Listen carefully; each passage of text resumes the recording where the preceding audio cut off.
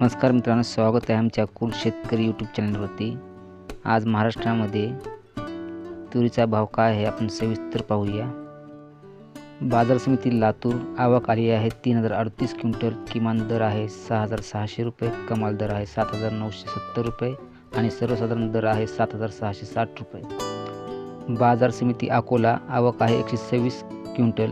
किमान दर आहे 5400, कमाल दर आहे 7890 आणि सर्वसाधारण दर आहे 6855 रुपये।